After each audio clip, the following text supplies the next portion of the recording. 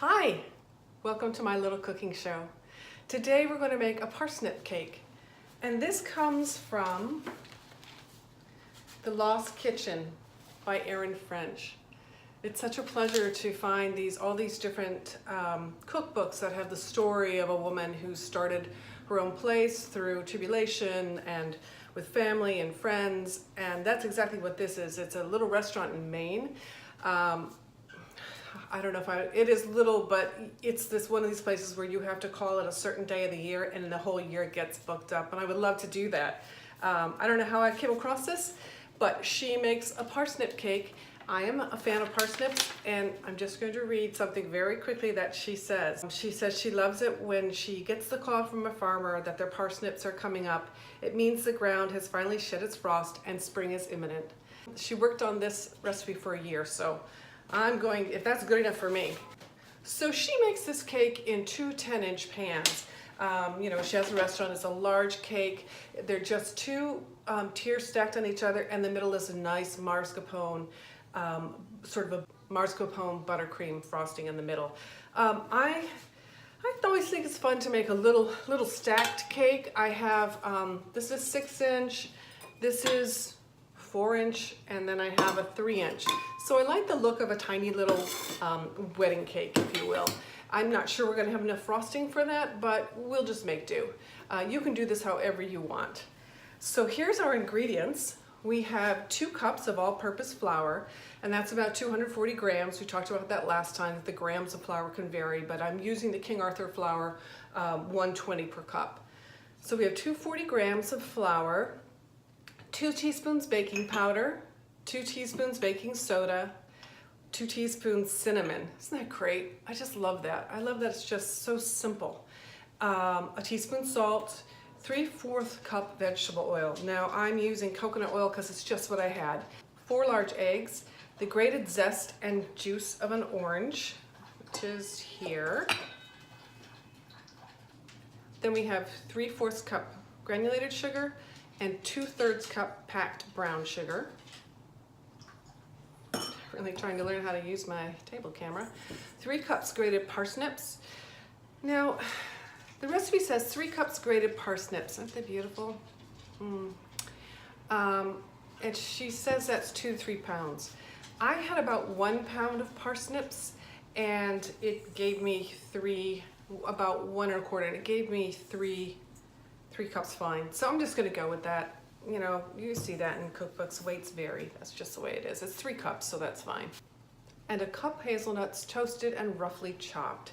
So I toasted these 350 for about 10 minutes. Then I put them in a towel and let them sit for a minute, and then you rub the towel, and that's how you get the skins off. You don't have to take the skins off. She didn't say anything about that. Sometimes the skins are bitter.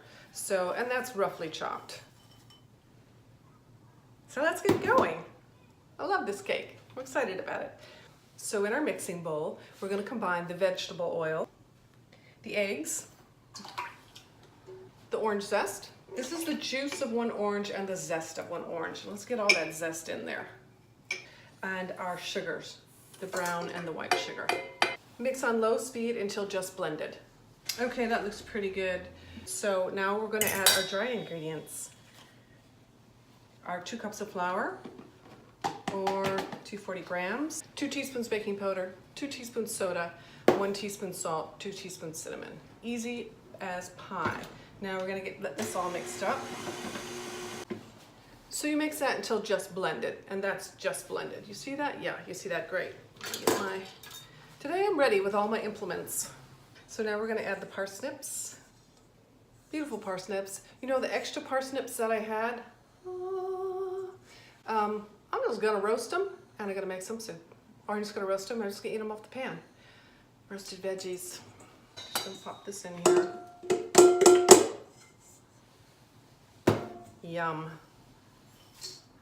Oh my goodness, that seems like a lot. That seems like that seems like a lot of stuff in there, doesn't it? It's 3 cups of grated parsnips and 1 cup of toasted hazelnuts. Mix until just incorporated. This is a nice cake to give away because it's a nice cake, and because, you know, people love carrot cakey, banana cakey, loafy type stuff. You know they do. You know they do. So let's bring this over here. This is very dense. Normally I always line, although I think I haven't lined twice in this video series. One of them may not have worked and maybe that's why you didn't see it. I am a liner. Oh yeah, because we talked about how I hate that roll and I called it a crappy roll and I'm sorry that I did that. It's just a nice utilitarian roll, but I like the flat better. And these even better. Here's my logo that my friend Katie made for me. Our oven is preheated to 350. This took me an extraordinary long time to prep. This simple, beautiful cake, for some reason, I mean, I really enjoy doing the prepper, but it took me almost as long as it did to make yesterday's Mont Blancs. Oh, those Mont Blancs. That was really fun to make. I really enjoyed that. So what I'm deciding is, do you want to split any of these cakes? We'll see, because I won't have a lot of frosting. Okay, we're going to pop our little tins, that's kind of full, our little tins in the oven for our sweet little wedding cake. And I'm going to make muffins with the rest of this, but I'm going to put the muffins together in the tin while these are baking, so you don't have to sit through that. Ovens can vary, and that will affect your timing as well, but they're back in there. It was 25 minutes, so I'm going to let them go the whole 30 minutes and see what happens there. It'll be fine. I mean, I'm not going to cry if they're a little overdone. I would cry if they're underdone. Not really, but. So the frosting is 6 tablespoons of butter. That's roughly 84 grams. If you're saying a tablespoon of butter is roughly 14 grams, we're going to go with 84 grams. So you see, it's not a lot of frosting. We're probably, the way I have it, we'll probably just frost half our cake, but you have 6 tablespoons of frosting, a 1/3 cup confection, and more for dusting, because in her recipe she just dusts the top. It's very beautiful. 1 8-ounce container of mascarpone, and a 1/3 cup, a 1/3 cup apricot jam. I have raspberry, I don't have apricot, so we're gonna go with that. Well, let me go check it out. Okay, here are our cakes. So this one looks good. These obviously came out before they were done, so that's what happens there. I did put them back in, and now they're fine. That's great, but we do get that little dip in there. That still feels a little thing. So what did we learn here? One, not everything turns out right, and that's for dang sure. But also, I should have looked at what it looked like in the 10-inch pans. In the 10-inch pans, this batter was probably very thin, because that makes more sense when you're putting those 2 cakes together with thing in the middle. So 20 minutes on a thin cake is absolutely fine. 20 minutes, 25 minutes on a thick cake, and I did have these a bit full. That's not so fine. So it's still gonna taste great. You should smell it. And what we're gonna do, yeah, that's fine. So what we're gonna do is when we frost these, we're just gonna flip them over. And in fact, in the picture, she has the bottom side up top. It's gonna be fine. I don't know, things don't always work out as planned, but these are gonna be great cakes. Just know that you should let them go. If you're gonna mess around with tins, first of all, look it up online. There's plenty of things that tell you how long to let each tin go. This is a very dense also type of batter. So I would say these were in for a good 30 minutes. And she's saying 20-25 on her thinner ones. So keep that in mind. Pull them out, listen to them, and stick this thing in there, and then you'll know. I want to do the naked sides. Of course, there's not going to be enough frosting to frost each piece. I'm not going to split the sides, split the layers, because they're tiny. If you wanted to, you certainly could, and if I had a lot of frosting, I definitely would. Split each tiny side, put frosting in it. You could put a little well of frosting, put a curd in there. I'm kind of interested in, yesterday I made a Mont Blanc, and it had this nifty chestnut spread in there, and I was thinking maybe I'd put, if I split them, maybe I'd put a layer of the chestnut in there. Wouldn't that be nice with the parsnip? Yes, it would. So that may still happen. Maybe we'll split one of them. We'll see. It's getting long enough, right? Okay, so we gotta let these cool. We'll take them out. They have to cool completely, and then we'll go to the frosting. And I learned all my piping on YouTube.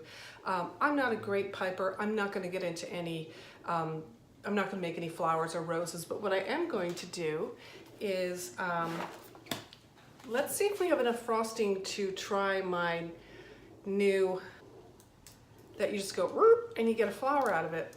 Let's see, we'll try it. See you when they're cool. Okay, we're gonna get ready and we're gonna make our frosting. Now, normally when I would frost a cake, I would make the cake, wrap it in plastic, and I would put it in the refrigerator so that it's really cold to deal with.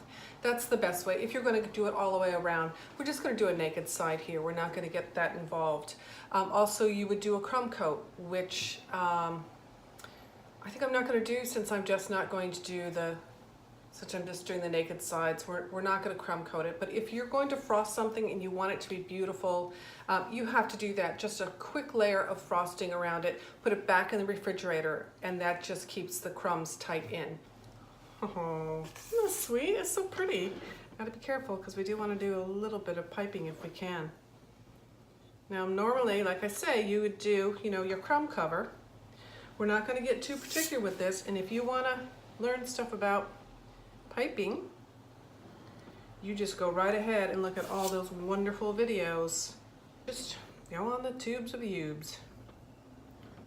Yeah, that's pretty. I like that, and I like that, kind of like that texture. Okay, so this is the next tier, and I am gonna, first I'm gonna tear it. Let's see. You see that this one didn't quite get done. I took it out too soon. I didn't know. It's okay. See, it's a little bit, oh, actually it's fine. It's a little bit moist, but it's fine. Okay, so I am gonna cut this one in two. And how you would do that, really, I would do it on my wheel, but my wheel's being used. So just gonna do the best I can, which is not usually very good for me. I'm gonna put some of the chestnut stuff in there. What? Yes, I am. That's gonna be a nice surprise, that chestnut stuff. People are gonna say like, what is that? And by people, I mean me. I love doing this stuff, I do. Let the wheel do the work. So that texture in there, that odd texture, which is not usually part of icing, is, let's say it's the raspberries. When the top is rounded, then the flowers you do will go up like in a bouquet. Voila! Oh, okay, so it's a little bit soft. You doubted me, didn't you? Okay, that one didn't quite work. Should we put a little on the side here? I think it might be too soft for these. Yeah, it might be too soft. So what I'm gonna do for the sides here, okay, so let's try this.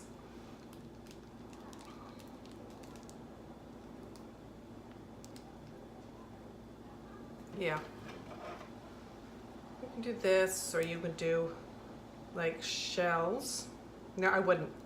This stuff is too soft.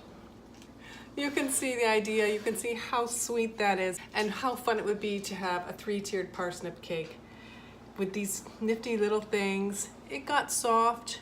You could just smooth this out, actually. And you could just have, your three little things. You could do some leaves. You can do whatever you want. If you don't like it, you smooth it out and you start again. We just had just a little bit of frosting.